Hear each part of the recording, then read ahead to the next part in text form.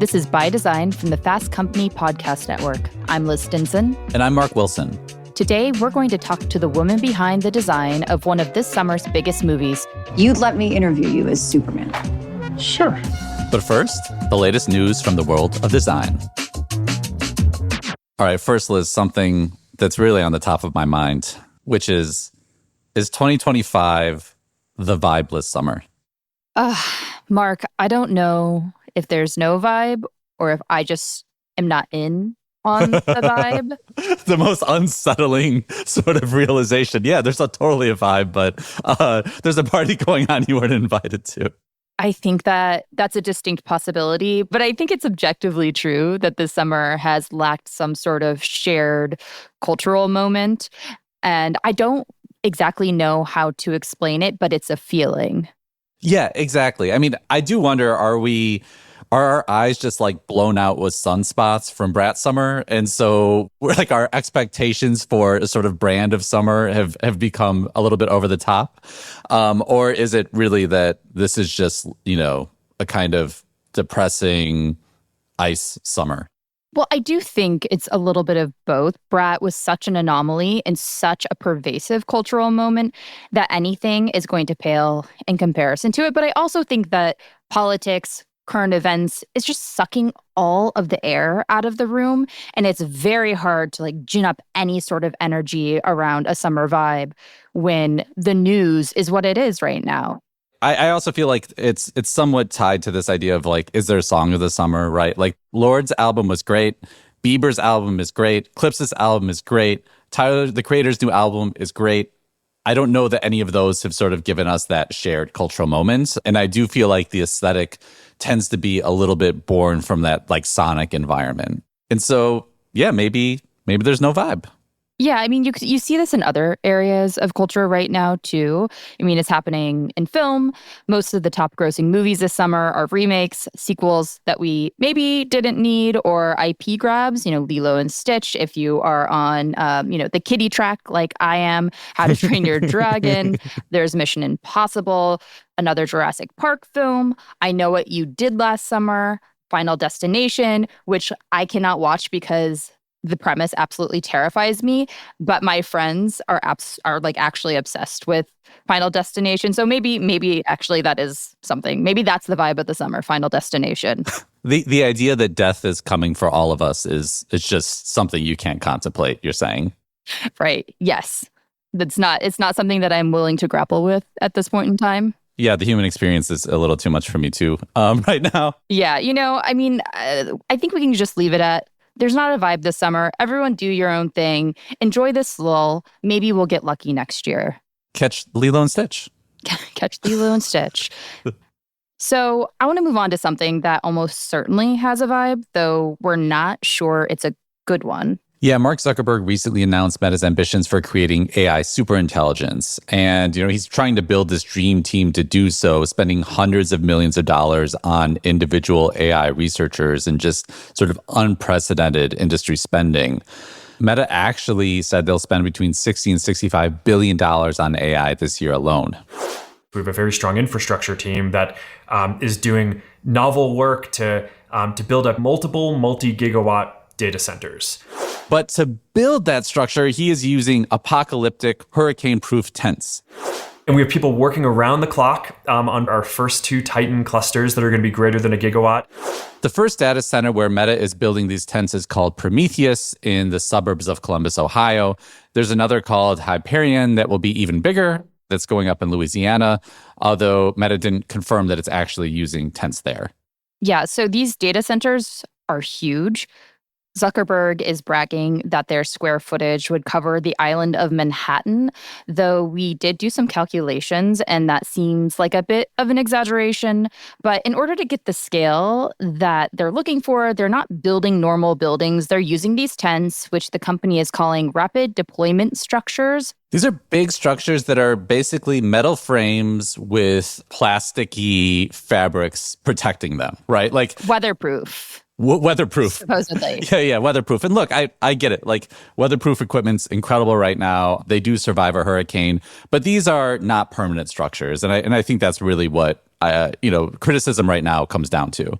Well, I'm curious, why do they need to use tens? I mean, is it that they're going so fast to build this infrastructure that they can't spare the time to build actual buildings? I mean, I think that's part of the argument. Nate Berg, our architecture writer, reported on this, and it was admittedly unclear to him whether these were considered stopgap measures to rapidly deploy, or if they will be sort of presented as a quick deployment that's just there permanently, if that makes sense.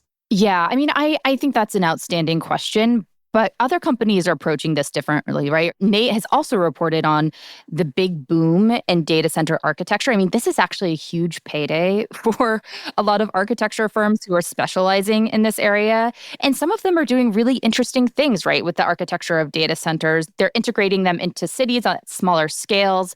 They're building out the area surrounding these data centers to sort of like make it more environmentally friendly. Some of them actually look aesthetically interesting, but Meta is taking the opposite approach. And again, like I don't know if this is just a temporary thing, or maybe they're going to find that these actually work really well and they're cheap and they're fast and it solves a lot of problems for them. But whatever the answer is, these are going to become part of our built environment. And that to me is a little bit depressing. I mean, I do think that conclusion is quite depressing. We do have some precedent here too. Tesla started using very similar weatherproof tents to produce, I think, Model 3s a few years ago. Those are, from some reports, like still within use at Tesla. And you can look at their issues with quality control, let alone that sort of greater architectural idea that data centers are sort of the most incredible undertaking by humanity through a certain sense. And we are wrapping them in the most sort of like depressing, limited, poorly thought out wrapper. The architecture of big tech is ostentatious, generally speaking. Facebook's Menlo Park headquarters was designed by Frank Gehry. Apple's Apple Park is by Norman Foster. Apple also is building up this beautiful space in London. I mean, they are not sparing any money when it comes to the places where their people work. And then on the other side, the biggest investment these companies are making right now is in AI, and they're not giving any thought to these structures that, in theory, should be powering this new technology for years and decades to come. Yeah, I mean, we're seeing tons of patents here, right? You have patents for data centers in space. Microsoft looked at putting them underwater. Clearly, the industry's sort of been figuring out where to stick these things for quite a while. But for now, it looks like it's intense around major cities. And I think what it demonstrates is that for now, the architecture of the 21st century will be like built for no one. It's just for these dead machines that aren't really operated much by humans, produced with very little care, like massive Amazon fulfillment centers.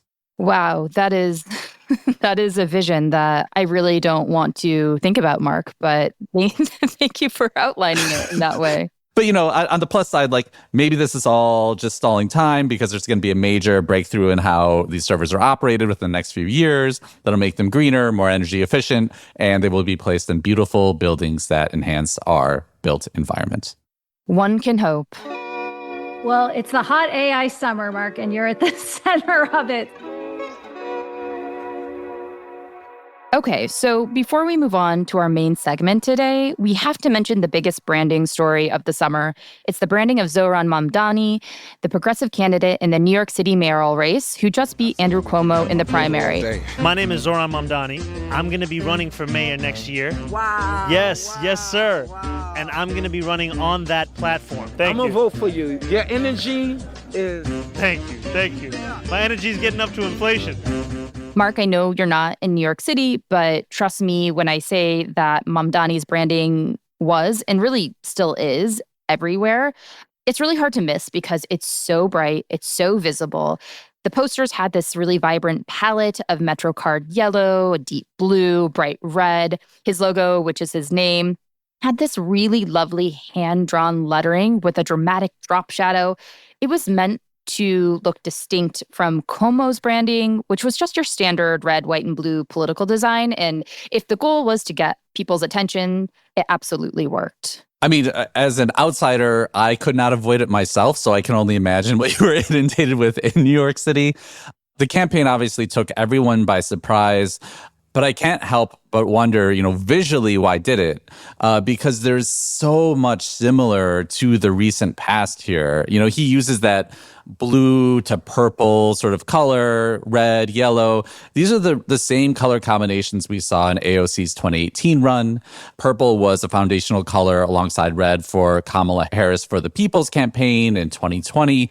It's a somewhat tried and true approach now, and it's been notably used by underdog candidates who are trying to avoid that like blue or red, like what's the combination of the two? It's purple.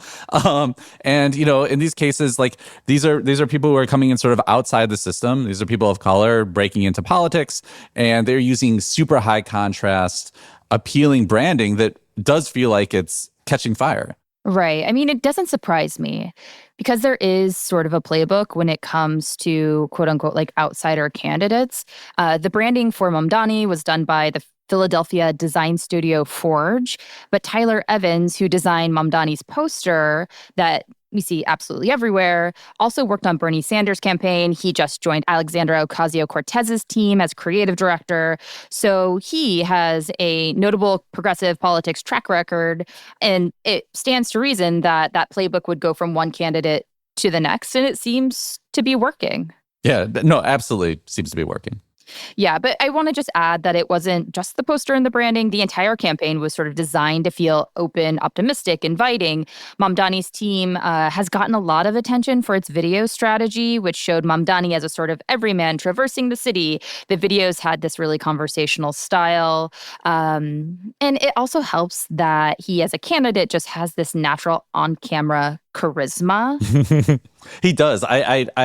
I actually think that the videos are sort of more groundbreaking than the rest of the branding campaign. He feels like he will have a second life as a host somewhere.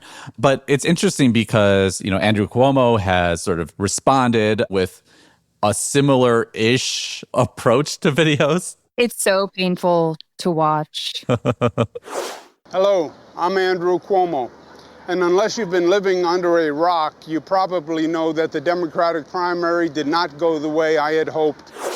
It's like he saw somebody younger walk by with like a different pair of jeans, and then he like yelled to an assistant, like, "You're going to buy me those jeans right now, and I'm going to wear them." And the assistant's like, "But the jeans don't fit." All right, they're on now, though. But what Cuomo's lacks, I think, is so interesting because Mamdani is, like, these videos are staged, right? Like they are obviously scripted. But he's walking through bodegas talking about them, and he has a mouthful of egg and cheese, like talking with his mouthful, or he was just like literally standing with a pine tree needles like in his face on the street. And so it's so self-aware, like this planned imperfection of it, that I feel like he feels post-internet in a way, right? And I don't think Cuomo can do that. Right. I mean, it's just not in his wheelhouse. But what's really interesting about the Mamdani branding is how much it has stirred up the opposition. I don't know if you saw this, but across the internet, people are co-opting his branding. People on the right are co-opting his branding, which in my opinion is the ultimate compliment. There was an tweet, do we say tweet, post, an X post recently, an X by Y Combinator president and CEO Gary Tan. He tweeted a picture of himself wearing a sweatshirt that read, "We should have more billionaires." And it had the Mamdani lettering design. And then Olivia Reingold, a writer for Barry Weiss's Free Press, shared a shirt of her own, and it read, "Hot Girls for Capitalism." Because there was a shirt that a lot of people were wearing around New York that said "Hot Girls for Zoran," I believe. And so that was just like a direct co-opt of that shirt. Hey, I'm sure there are lots of hot girls for capitalism. I'm glad they now have a shirt. It's Hot Girls for Capitalism Summer. I think we found our answer. Thank you. Finally, we found the vibe. Okay, that's the news.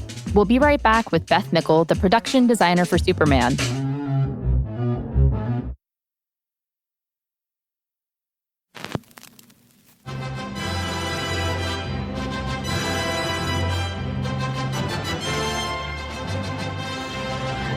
Mark, I was really excited to see Superman. I sort of had to twist the arm of my partner to come with me, but I personally was stoked to see it. And I'm not even like a big superhero comic movie person, I am so calling you out for BS on that. Go on. How many Superman shows have you watched in the past, Liz? Okay. Superman is definitely the exception for me. There were two Superman shows that were quite formative in my teenage life. The first one was, I don't think this was teenage, this was earlier. The Superman with Terry Hatcher, but really the one that I loved the most was Smallville. And for a girl growing up in Nebraska, Superman landing in a cornfield and then just like becoming this hunk at your high school is kind of like the kind of like the dream, right? I mean, I could really see myself in that TV show. So maybe we can thank Lois Lane for my career, for my job. But we can get into all of that when we talk to Beth Mickle. She is on the show today. She is the production designer behind Superman, which just hit theaters earlier in July and already has brought in over $400 million globally at the box office. This is a big hit. And I'm really excited to talk to Beth because I've always thought of production designers as the unsung heroes of movie making. It's the best job in movie making, right? They create the whole world. Truly the most creative job I think like period. It's one of the most creative jobs out there. Yeah. And every production designer I've ever talked to has been a great conversation. So I'm looking forward to it. Yes. So let's get to our conversation with Beth. Beth, welcome to the show. Thank you so much for having me. I really appreciate the invite.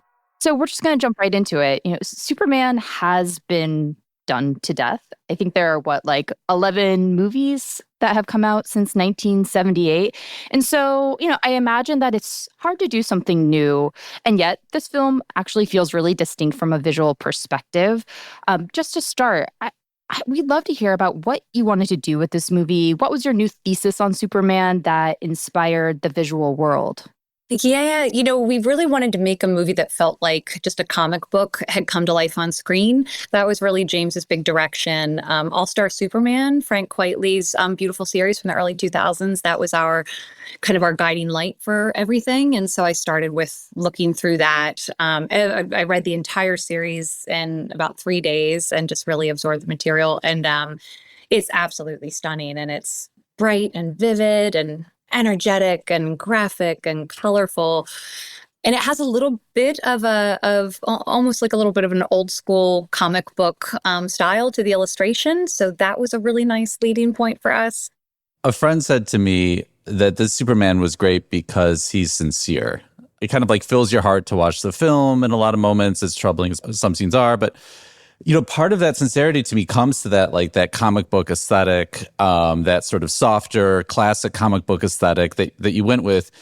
But, I saw early on that, in the early trailers, the colors were much different, right? Like the early trailer has sort of this cold Zack Snyder almost inspired world. And then we see sort of this magical snap that was done in the trailers and the film. And all of a sudden it's these bright colors, very much like the comic you referenced. Was that always the plan, or was that a decision made later? Part of it was we were really rushing to get a trailer out early just so everybody could get a little taste. And so I think the sets that had the most vibrancy and the most color were a lot of the stage builds, a lot of the things that were going to need more color grading afterwards, or some of the worlds that need the visual effects enhancement afterwards. And so I think those shots just weren't quite ready, I think, at that stage. That's what I think. I wasn't too much a part of the process with putting those together, but from watching it, I could see, okay, this is a lot of the daytime exteriors that we did in Metropolis, which just weren't going to be quite as poppy as what the actual stage builds were going to become. And the fortress, I think we wanted to wait to reveal that a little bit. And so, I think it was all just in a matter of just getting stuff out to the audience so they could get a little taste. But it is funny you say that, because I remember reading some of those reviews of the trailer and thinking, I think there's a lot coming that's going to make people happy, just if we just give it a little bit more time in the oven. What's really interesting to me is what Mark was just talking about with the colors. I mean, you say you want to bring a comic book to life. And I remember reading somewhere that back in the day when comic books were really big, printing presses were only able to do so much in terms of colors, right? They didn't have the array of colors that maybe a digital printing press might have today. And so that lent itself to a certain palette or aesthetic. And I really agree that this film feels like a comic book brought to life. And when it comes to the colors, what exactly do these bright, primary, poppier colors evoke for you? What are they supposed to communicate to the audience? I think life, honestly, like in the simplest form, there's a lot of optimism. There's a lot of spirit, a lot of heart. So I think that's what comes when you're kind of showered with bright, vivid colors, a lot of good sunlight, a lot of good clarity. I think it ends up ultimately leading to something that feels like a more upbeat experience, something that feels more joyful, more entertaining, more, a little more energy. So I think James was really looking to kind of lighten the mood and lift the spirits and fill us with optimism. And so I think bright color is kind of the first and quickest and simplest way to just show that right out of the gate. So, and when you look at the All-Star Superman, it is actually the first thing I did was I took screenshots of, I think it was about 75 pages of the series, just so I could get kind of a snapshot of the palette. And then I put them all together. I didn't even kind of arrange them. I just put them all together so I could just take a look and squint and see what were the leading colors here. It was largely primary. It was largely Superman's colors. It was red backdrops and blue backdrops and a bright big gold page, entirely just gold filled with light. And then it was the secondary colors. A little bit of that was secondary colors, kind of the greens and the purples and the oranges.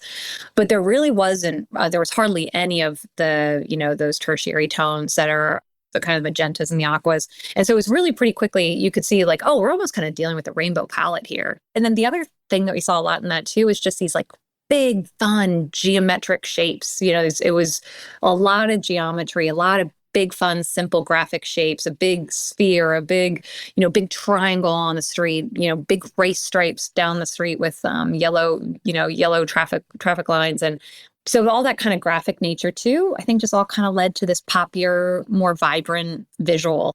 I just want to say I love the blue on Superman's costume. And I can't quite articulate what the blue is. So could you just tell me what is that blue that I'm looking at? It's almost like vintage and icy. She's looking to I'm looking to paint my room. The Superman blue. Yeah. It almost has kind of like an aquamarine undertone to it. It's not just true royal blue, and it definitely doesn't veer kind of in the purple or blue. So it almost has like a little bit of an aquamarine undertone to it. And that was quite the exploration. Judiana Makovsky, just an absolute legend in the costume world. She really did her research on tones as well. And when she pulled out the version, ended up being, I just remember at the meeting, everybody unanimously said, and James as well, like, okay, yeah, this is it. We're hitting it. And then, of course, the trunks, no trunks was an ongoing discussion. And then just as we started to know we wanted to harken back more to the 70s, to the original version, it felt like, oh, of course you got to do the trunks, and it also just kind of helps to hit that tone on the head, I think, that we were going for. I mean, that harkening back to the original film too. I mean, it starts right with the credits, right? Where you have like this almost like this, 19, I guess, was it 78? Like 78 to 80s, inspired credit sequence that feels just like pure homage to kick things off. Yeah, absolutely. Even all the way down to the fonts that we chose for everything. It's none of it feels like a font that's going to be identified as 2023, 2025. Everything has a kind of a timeless quality to it.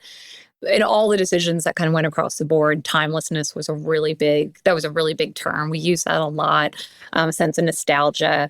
We made sure that we at least tried to do that with the Fortress of Solitude. We didn't want to fully reinvent the wheel, and everybody remembers Superman going out in 1978, throwing the crystal, and that beautiful fortress emerging. So we wanted to do something similar to that, but people have just tried lots of different aesthetics with it, and I think we just felt like there was so much in the original that really related to us. It had kind of the uplifting humor. It had just the sweet relationships, and it had a lot of heart to it. And so it just felt like, okay, if we kind of follow their footsteps a little bit, we'd probably be going in the right direction. So obviously the way that films get made it's changed a lot since 1978. Yes. But what hasn't changed is that you all seem to really lean into practical effects. I was pretty shocked to learn that the Fortress of Solitude was not CGI. Your Your team actually built the the Fortress of Yes. Solitude with giant ice crystals. Can you tell us about that process? Because that's really crazy to me. The person who I was watching this movie with, I was like, that's definitely CGI, and I was wrong. Yes, thank you so much. I will say this. I cry every single time that fortress emerges from the snow. I cry every single time we go through the doors and we go inside. I'm incredibly, incredibly honored that I had the opportunity to get to reimagine and recreate such an iconic piece of filmography. I remember telling James, hey, materials have really evolved since then. I think we're going to be able to do some really great things with resins and give us a shot, let us go and have a play. And I think we can really bring this to life. Then what proceeded was about 12 weeks of testing with resins where we actually couldn't nail the crystal and how to do a crystal. And so it's kind of led to... Was it like too dull or what? Like, how was the crystal off? We just couldn't get...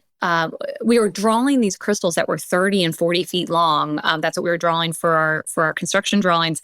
And we were trying to do a prototype of a crystal just 6 or 8 feet just to see if it was working. And in order for them to be strong enough and have enough integrity to actually stand and not break, they would end up too solid and cloudy, too heavy, no translucency. So the strong ones just were basically solid.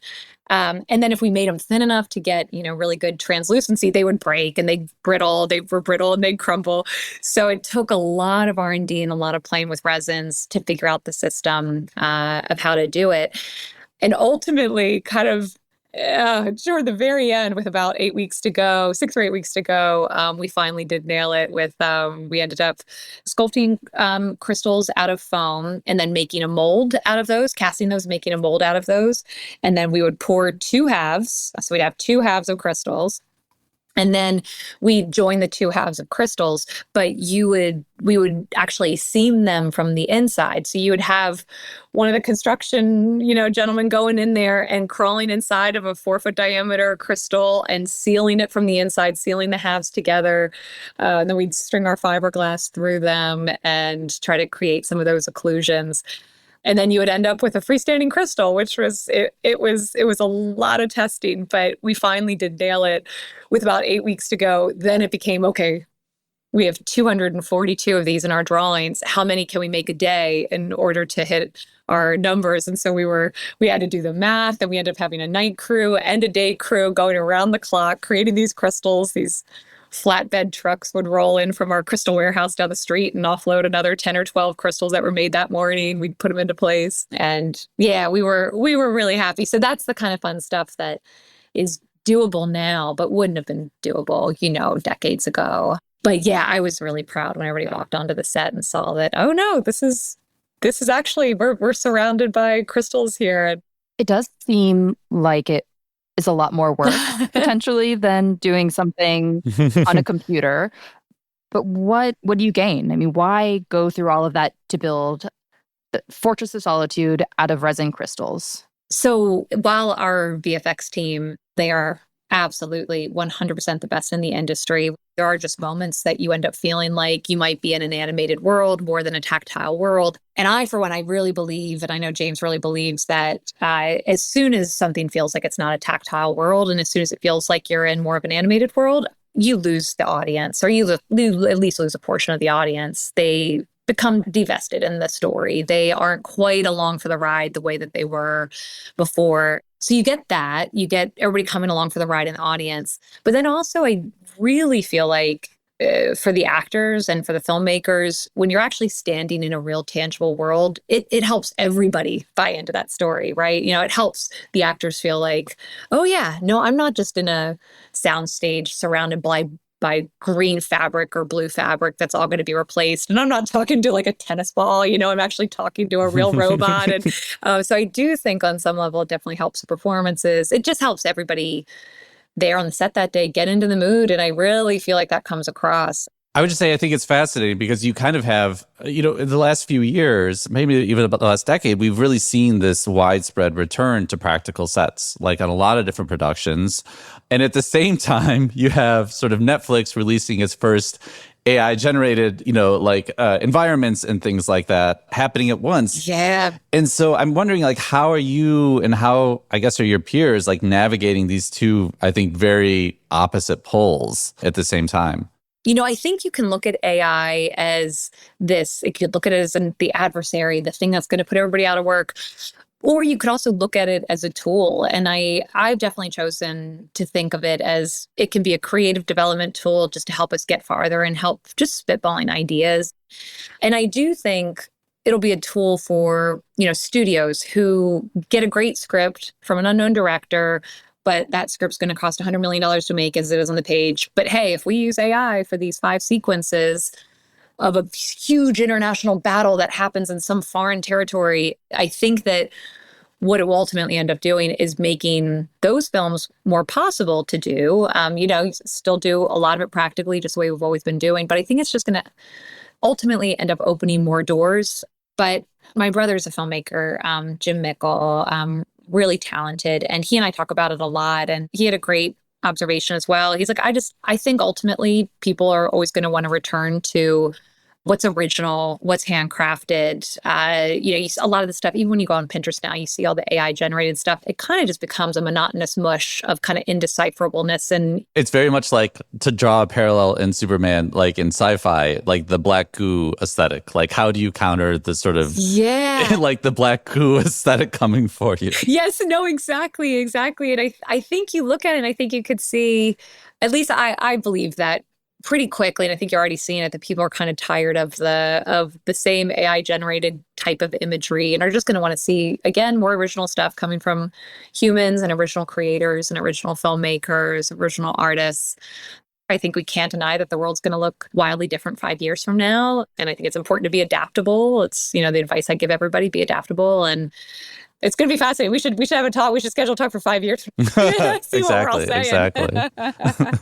One thing that AI doesn't seem capable of is all of the little details that go into a film that actually make it feel like a world, right? Like, I think the work of a production designer is to bring those little details to life. And one of the things about the Superman film that I really loved observing are the personal spaces of all of the characters. So Lois Lane's apartment, also Superman's apartment, which I am very curious to hear about. How do you think about those spaces and how do you bring them to life? How do they relate to the characters? For Lois's, that was just the biggest joy to do as far as a residential interior.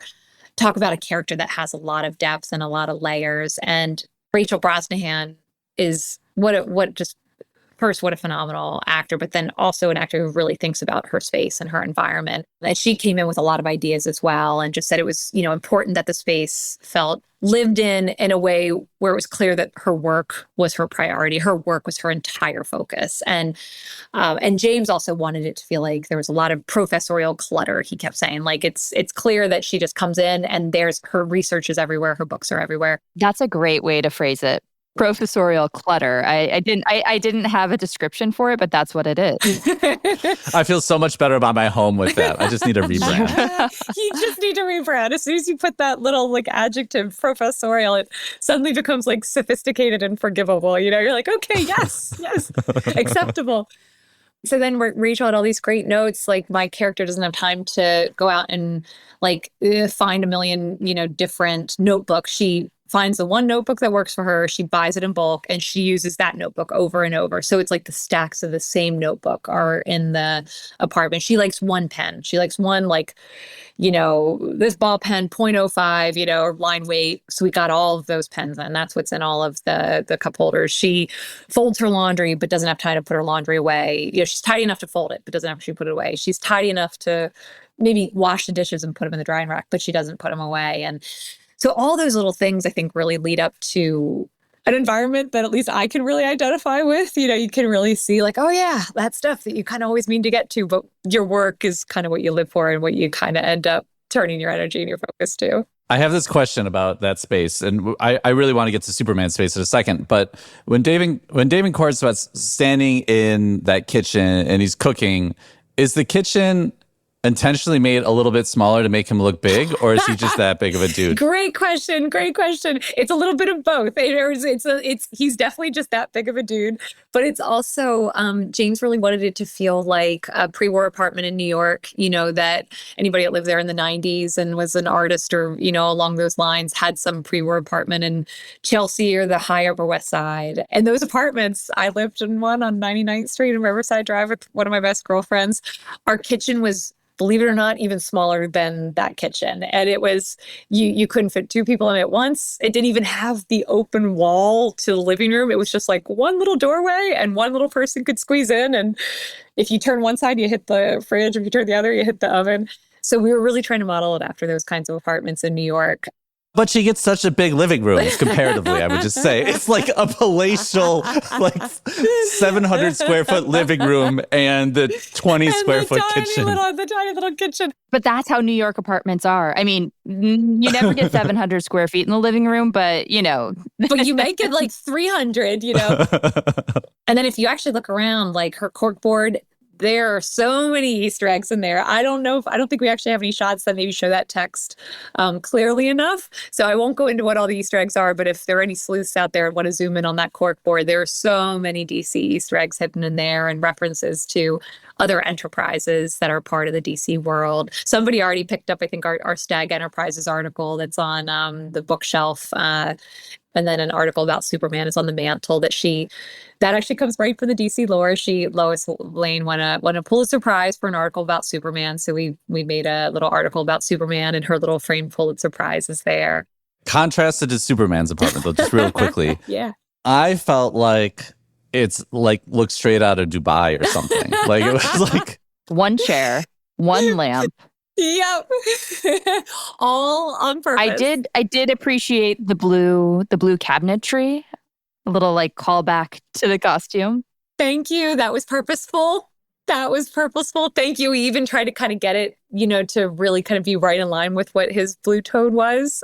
That one was really fun. The idea was that Superman probably just went into an apartment and looked at the model apartment that they were that they were just renting. Like, here's a model apartment. And he just said, great, like, I'm just going to take this model staged apartment the way a realtor set it up, because Superman wouldn't really have a sense of how to decorate his space and what to bring in and where to even go shop for these things. It's just not on his radar. So James just said it should feel like a realtor staged the apartment, and he just took it as is.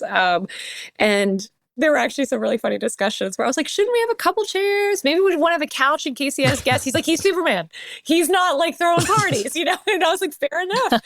he can stand 24 hours straight. It's not a big deal. Yeah, it's not a big deal. He comes home. He has his one chair for him. He has his TV.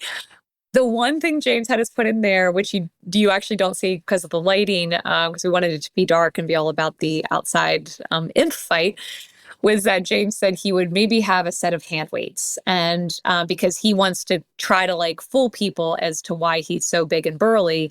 So he probably has a set of hand weights. How heavy are they? Well, so that was the funny thing James said, but they're just like 2 and 5 pound weights. Like, he doesn't understand. He's probably curling a lot more than 5 pounds. So we had like the daintiest little set of like girls' hand weights down on the side of the console. That's hilarious. I did not notice that.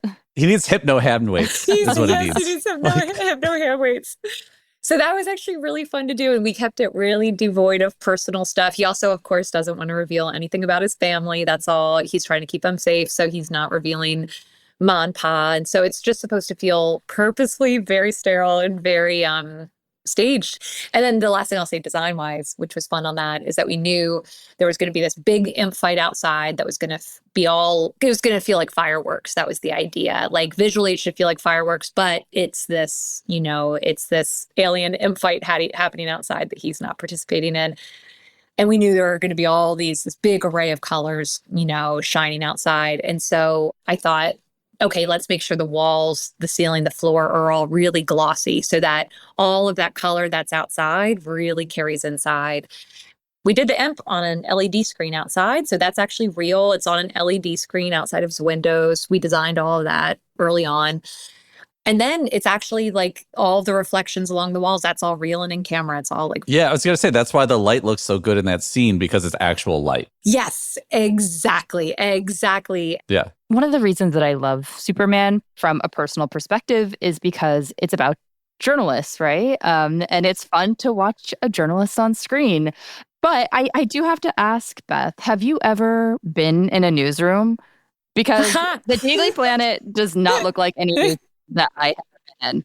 It might be more fantastical than the Fortress of Solitude. Like if I saw both side by side in 2025, I think the Daily Planet is less realistic. Well, a lot of that goes to actually what we were trying to do with the period stuff as well. We looked at a lot of 1960s, 1970s, 1980s newsrooms where, you know, it is stacks of papers. It's landline telephones. That was very purposeful. We didn't want it to be, you know, we didn't want it to feel like a fully digitally taken over news space. So all those things that can kind of help keep a little foot in a little bit of a nostalgia. So you'll see like all the desk lamps, they're all vintage desk lamps that we painted to make it look like they were all factory ordered and put into the space. The computer monitors are nowhere near the new swanky computer monitors we have now. So, and the chairs, if you look at the chairs, those are like 1970s desk chairs that we reupholstered just to give it a little bit of that timeless thread.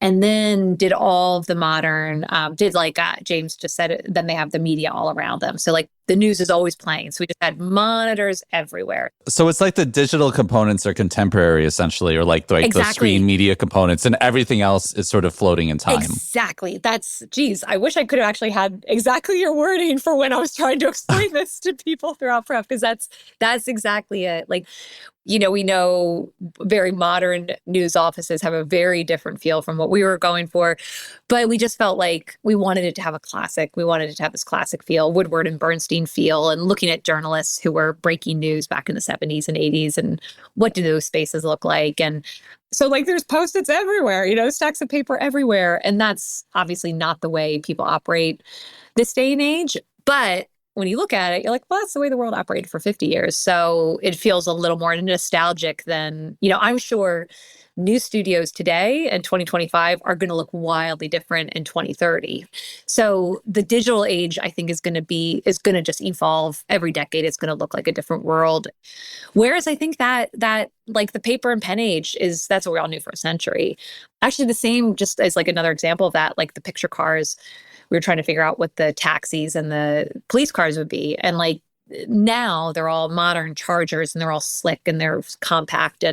But for the longest time, if you lived in any city from like the 80s to the 90s to the early 2000s to 2010, really, it was that classic Crown Vic. That's what everybody knew.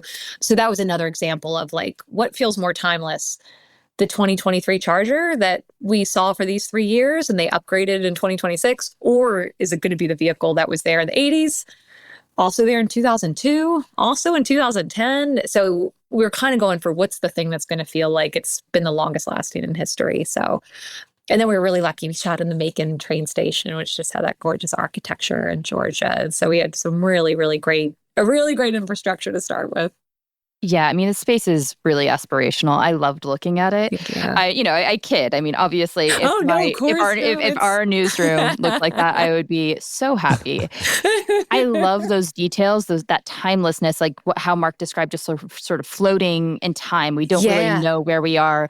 And you had said that there are no jeans in the movie because the jeans were considered too modern, which is so funny. I didn't notice it, although I did take note of Lois's pants. I really liked her pants. Very, very Brooklyn mom pants. But yeah, even down to the jeans, like it just, what a fun job you have to be able to think in this way and really build out these worlds. Yeah, you know, and to create this set of roles, really, you know, like aside from the cell phones where they're getting the information dumps from, you know, about the Lex Luthor files and stuff. And aside from those, like we just didn't want to spend a ton of time looking on cell phone screens and even that, like, what are the cell phones? Like, they're going to be dated in 2 years anyway. So just trying to find things that felt like they could last a little bit at the test of time. And yeah, and Juliana had the no jeans idea. And when you look at the movie, you don't immediately know it when you're looking at a crowd. You just know that, like, wow, this crowd feels a little captured in time. And only when you really start to zero in are you like, oh, there's no like heavy, like logo graphic t-shirts, which we see everywhere, now. And if there is, it's like a vintage DC graphic for like Big Belly Burger or something, and there are no jeans so we try to avoid, even in the general picture cards, again, that you see in the background, like just try to avoid things that felt like this is going to stamp us and like the 2020 decade, let's not do that. So it's all those fun little details that you do just to try to create a little blanket of timelessness. And honestly, we talked about this the second week of prep. Juliana and I actually both had this idea about kind of creating the world this way. And we went to James with this idea. He really loved it. He felt like that was the way to kind of help have this movie just be for a movie for all ages, a movie that'll last the test of time, a movie that kind of feels a little suspended in time. And it was a really fun, big, giant experiment to see if it would work. If you look at all the street signs, there's neons, that feel older. There's old can letters like we used to have in New York back in the 60s and 70s. But then there's also like new printed vinyls. Just do a nice little mix so it all kind of lives together. And it's really great having the movie come out and feel like, all right, it doesn't feel like a period piece, but nobody's ever going to look at this movie and be like, that was made in 2023. So I feel like that's where there was success in it. But it's fun. It's really fun to see it now and see how all the elements came together. Well, this has been great. Thank you so much for sharing all of these details with us. I had a great time learning about Superman. Makes me want to watch the movie again. Yes, thank you for portraying journalists as superheroes. No, and thank you for all the really thoughtful questions. There must be a reason for you to be here. Yes, I'm here to fight for truth and justice in the American way. You're going to end up fighting every elected official in this country.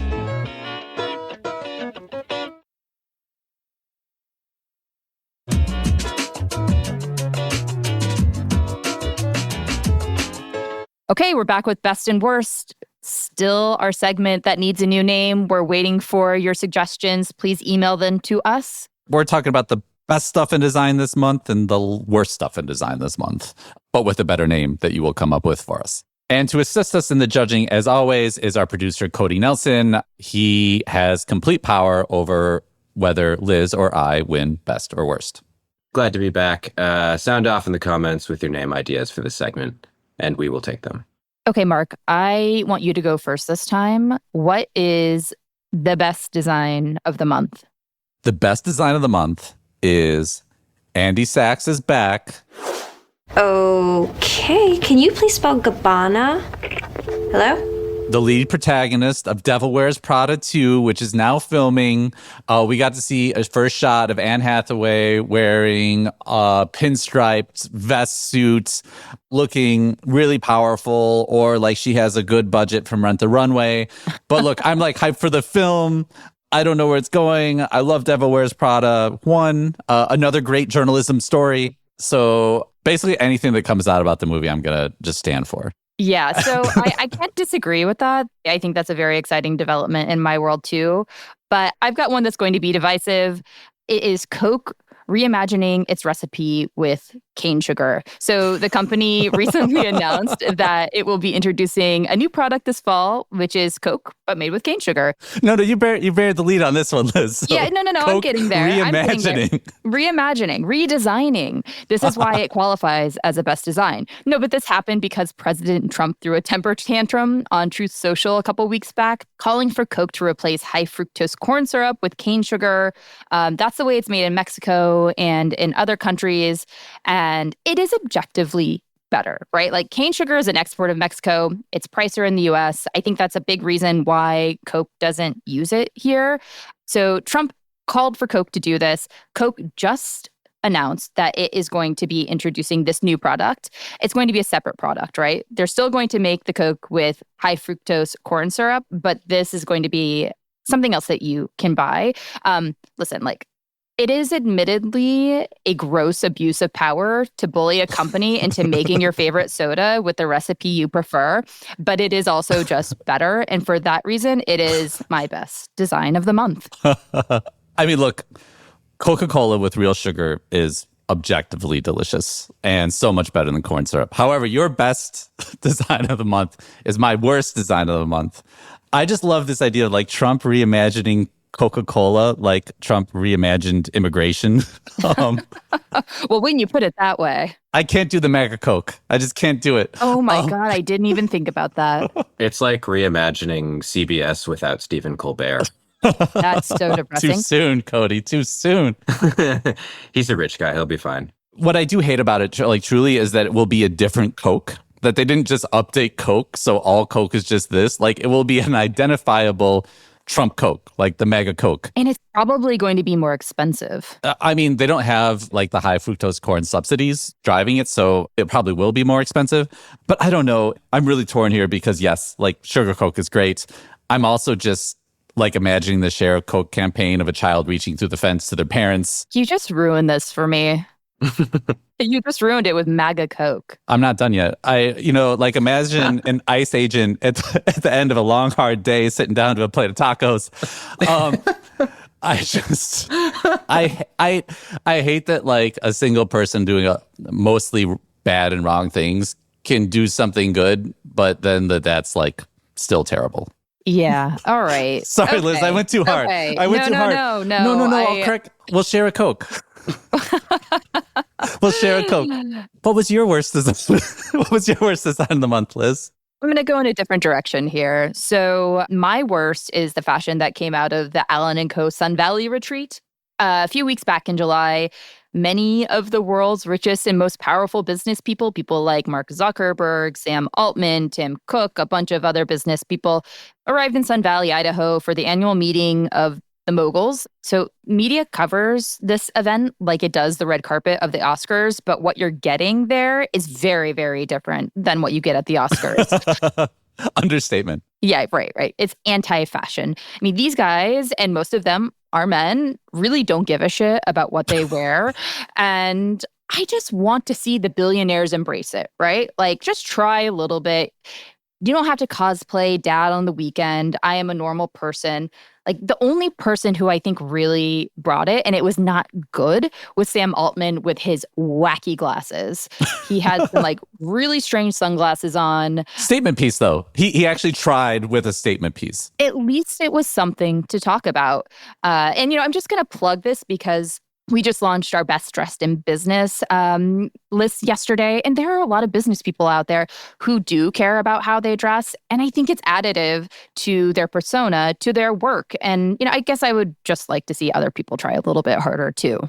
No, I'm with you on that. Like, I feel like I don't need, gilded lapels. But at the same time, you can dress better than like you just like walked out of a Kohl's. Yes. Amen to that. All right, Cody. Hard to choose, right? Hard to choose, isn't it, Cody? A lot of good, a lot of bad. Be the tiebreaker on Coke. I don't think the Coke is even a story, because if you are someone who has been to a grocery store, which I would exclude the president from that class of people, you would know that you can get cane sugar Coke. This is a non-issue. I'm going to go for the best.